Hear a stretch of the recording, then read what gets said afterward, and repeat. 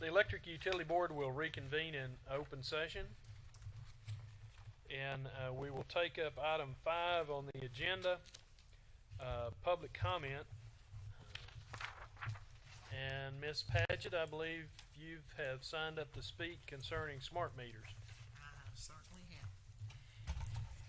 Thanks so much. My name is Liz Padgett, and thanks for letting me speak to you today, and thank you for your service. In January, my son and I prepared a packet with a DVD and documents which Matt was to have delivered to you. Don't know whether you remember this or not. Now, I'm a teacher by trade, so I'm going to get my teacher voice on and ask how many of you watched that DVD? 1, 2, 3. I went to great expense to buy those. So I am sorry that you missed that opportunity. Do you think that you will watch those, for those of you who have not? And if you don't, I'm going to leave my email address so that you can let me know, and I'll be glad to pick those up so that I can pass those on to someone who might be interested in seeing them. For 3 years, we've been asking LPL about their stand on smart meters, and now it's my understanding that there's a possibility that they're going to be part of your package, your purchase package. Is that right? We can't comment. Can't comment. Okay. Well, the packet I've given you today outlines 9 reasons that smart meters should not be installed. I know that you're all busy, so I went through that document and I highlighted so that you don't have to read it in your entirety, but I hope that you will, and then maybe you'll understand the consumer's concern about this move. All we're asking for is transparency and public input in this matter because, you know, we're stakeholders. We own LPL. If these meters are to be deployed, we need assurances that they will not be detrimental to our health, our privacy, and where our data goes, our security against hacking. Are you prepared for that? Because we know it's coming. And our safety. Will the benefits of spending millions of local, state, and federal dollars be worth the benefits that this is going to bring? It's been stated that only 0.5% of Texans looked at their energy usage on smart meters. And we've been told that meter readers would be retrained, so there's not going to be any cost savings there. This crusade has been personal to me because my son lived in San Marcos, was in perfect health, and they forced a smart meter on his water meter. They forced a meter outside his living room.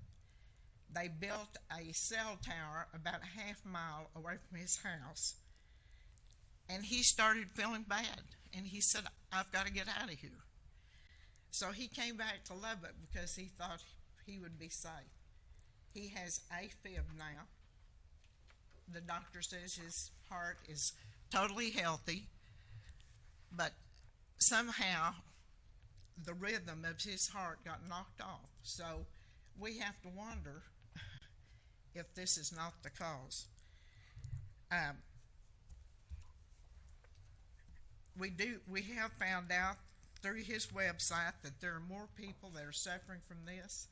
He gets about 2 letters every week from people who are so desperate to get away from these that they are asking, is Lubbock a safe place to come?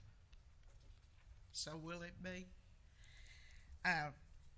As of this month, Lloyd's of London refuses to insure against RF or EMF emitting devices, and smart meters fall into this category. So who's going to be willing to accept the responsibility for any damages?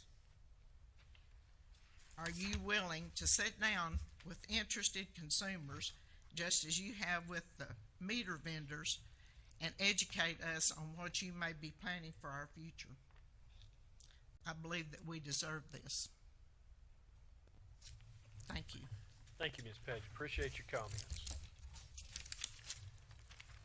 All right, that takes us then to item 6, update report by the Director of Electric Utilities regarding customer service, business center practices, procedures, and policies, billing procedures, and LP&L staffing and performance. Mr. McCullough is not with us today. Mr. Burcham, I think you're going to cover that report. So. Yes, and I just had a couple of things I wanted to point out today. First of all, the CEO report is included starting on page 16 of your backup. But a couple of things I wanted to point out today. This first one is not in your CEO report, but it is regarding our bonds that we're about to issue. We will be selling about $13.2 million in bonds around the first part of April. And there's also a potential that we'll be issuing some refunding bonds to cut down on some interest costs on some bonds that were originally issued in 07 and 08. On February the 12th, the City Council approved a publication of the Notice of Intent for the bonds. And at the meeting on Thursday night, they are going to be considering an ordinance authorizing the sale of the bonds themselves. We'll be working with our financial advisor, which is RBC Capital Markets. The lead underwriter on the bonds will be Barclays, and they are a group that we have worked with in the past. They have not led a transaction for LP&L in the past, but are very capable of doing that. The projects, just as a reminder, that will be funded out of this $13.2 million are all projects that have a life of over 20 years, so it's very suitable to finance over the long term. $3 million for the Indiana Avenue underground cable, which is the reliability improvements for the hospital district. About 3 miles of sub-transmission line between the Co-op and Slayton substations is about $2.8 million. We're going to be purchasing a 50 MVA substation power transformer for about $2.5 million, which will be at the Oliver substation. We'll also be purchasing the auto transformer. It's a 200 MVA auto transformer at a cost of $2.4 million. We also have $1 million in that for downtown underground redevelopment. It has to do with the removing of those overhead lines into the underground conduit that the city is installing or will be installing. We have $500,000 for a dispatch control room upgrade, and then we have about $1 million for some feeder circuits, and breaker replacements. So that kind of rounds out that list.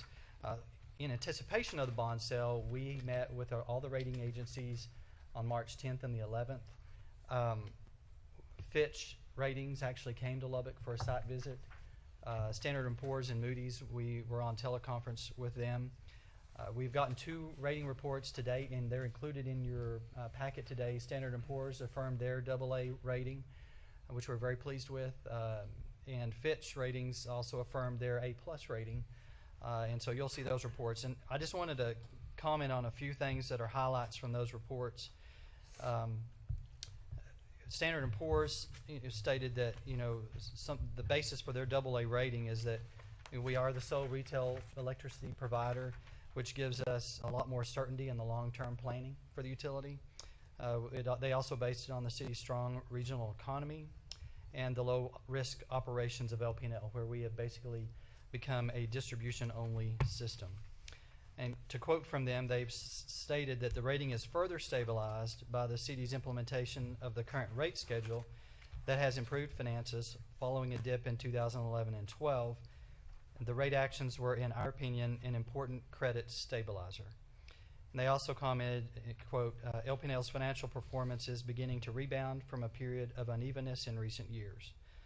And then Fitch Ratings, in their report, a couple of their comments were that, quote, they view the city's action to increase revenues as a positive step to improve financial margins for the bondholders. They also commented on our favorable debt profile. They said our debt metrics compare favorably with similarly rated systems.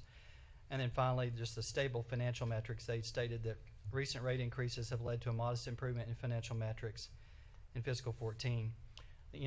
The concerns that they have going forward is obviously what is our decision going to be for 2019. So they're really looking very closely at what happens there.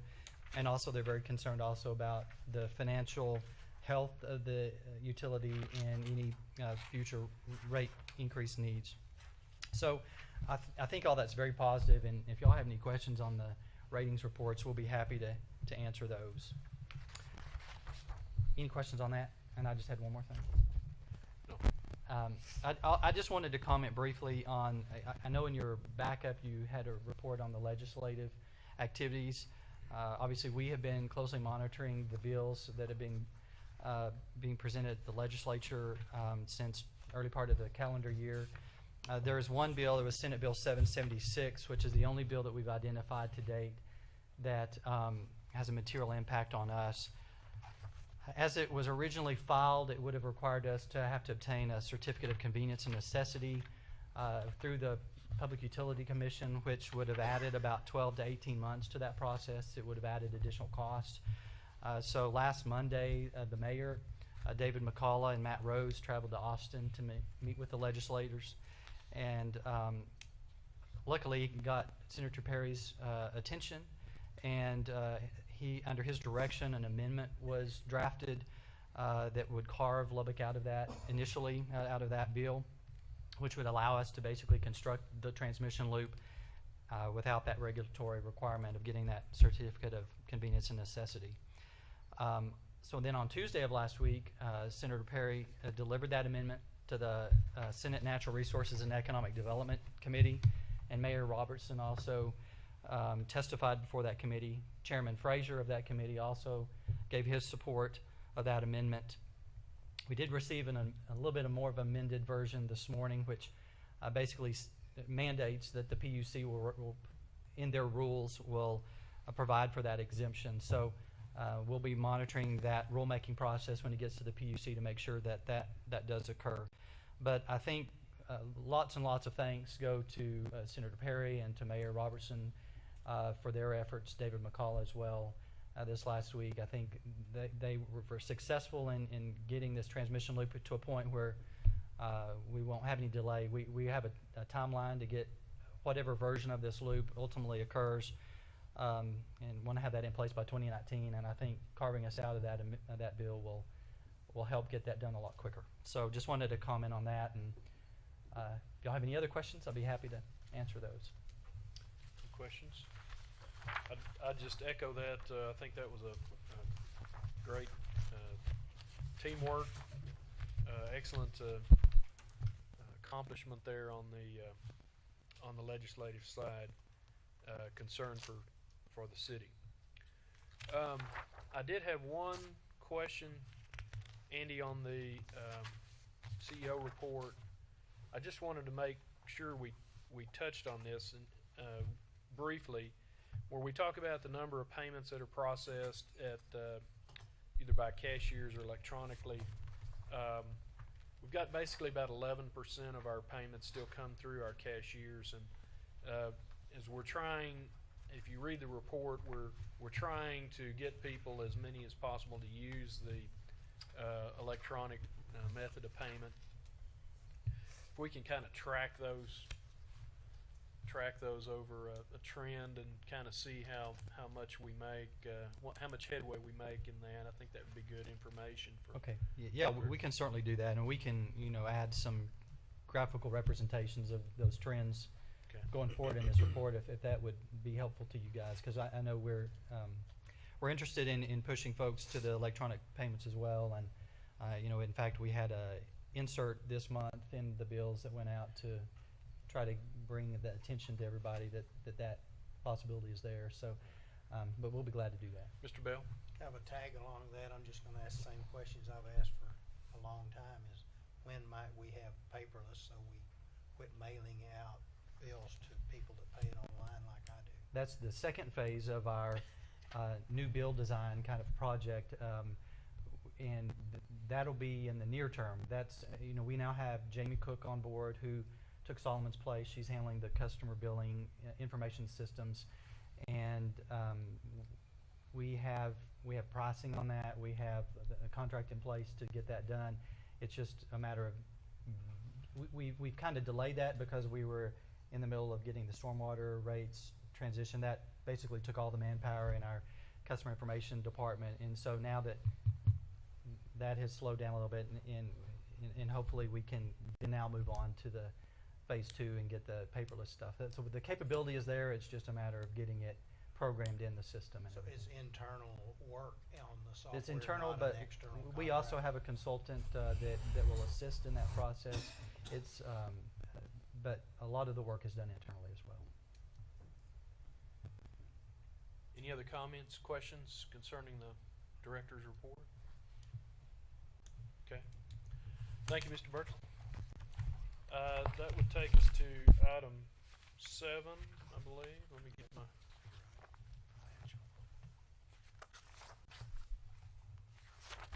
agenda back out. Discuss financial and capital statements, financing options, audits, and financial policies of Lubbock Power and Light relating to debt issuance issues, reserve account funding, cost allocation, and revenue and expense projections of Lubbock Power and Light. Mr. Sales. Yes, sir. Thank you, Board and Council, for letting me give you the update. So we're going to update you on the financials through January of this fiscal year. It starts on page 28 of your agenda book, goes through page 37.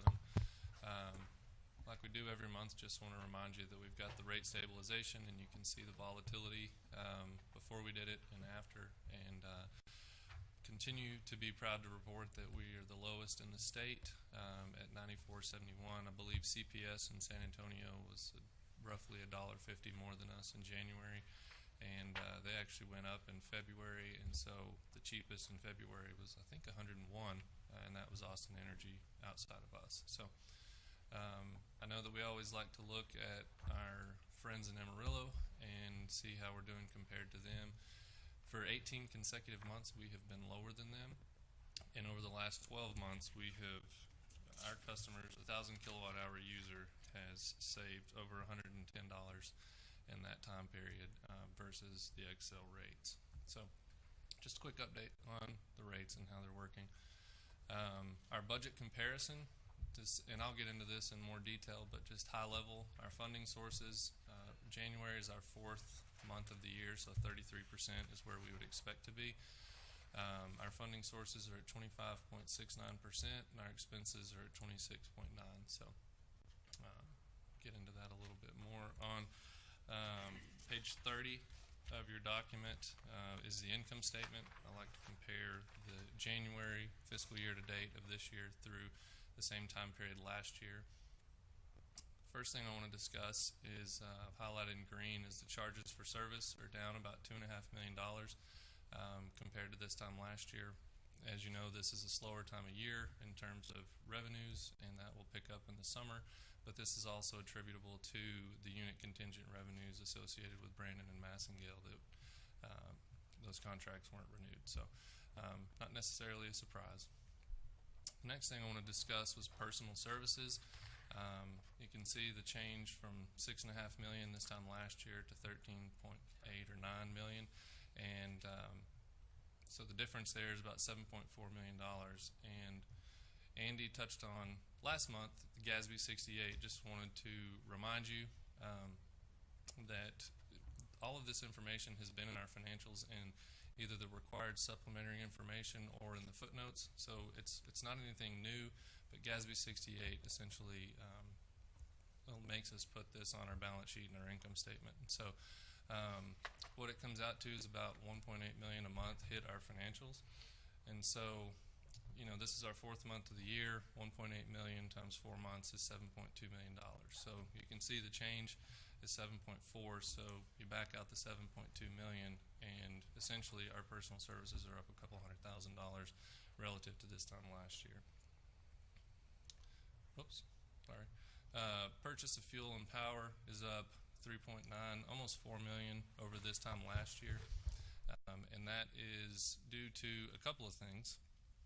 First is in January, Excel put a charge on the bill that was a true-up related to the SPP integrated marketplace. So this was new to everybody, and including them, and they had a transmission credit that they were double booking in our favor, and they realized it and wanted the money back. So that was $1.1 million. The second piece that drove this was they had a plant, I think in Clovis, is that right? Hobbs. That they had not put into their forecast that actually shut down, and it was out of service significantly longer than they had anticipated, which meant they had to buy power from the market, which was more expensive than the combined cycle that they typically buy it from. And the ironic part is they don't have a ton of transmission in that part of the world, and they hadn't reserved transmission congestion rights associated with that, so they had to pay transmission congestion rights on their own lines. So that was another $1.9 million. So we had a $3 million surprise on the January bill. If you look at your financials from last month, the income statement, this line was about $500,000 over where it was the prior year. So you can attribute another $400,000 to this actual January change outside of that $3 million.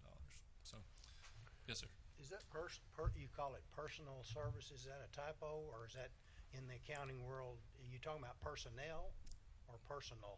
Andy? In the CAFR, it is listed as personal services. That is, it does include personnel costs. Oh, there's other things. That's why that term is used. The origination of that, but Oh.